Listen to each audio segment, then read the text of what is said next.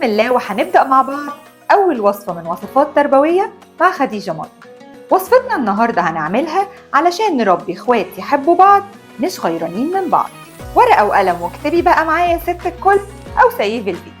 لازم تعرفي إن الطفل الكبير مش مسؤول عن أخطاء الطفل الصغير ولا يتعاقب عليها، لأن ببساطة هما الاتنين أطفال وطبيعي جدا يغلطوا. نبعد عن المقارنة بكل أشكالها. شايف اخوك خلص مذاكرته ازاي وانت لسه بتدلع؟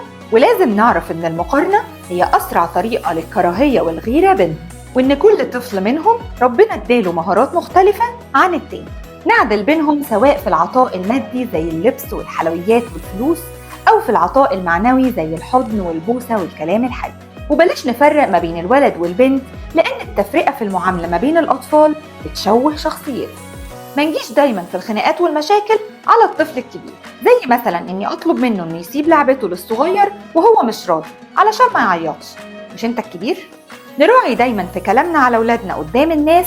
لو اتكلمت عن مميزات واحد منهم لازم اتكلم عن مميزات الطفل التاني، ومش معنى ان الصغير امور ونغش يبقى القعده كلها عليه في الكلام، والكبير الله يصبره. لو قدرنا نعمل الوصفه دي بنفس الخطوات كده اضمن لكم ان ولادكم هيكبروا يحبوا بعض وهيفضلوا دايما سند لبعض. اشوفكم الوصفه الجايه.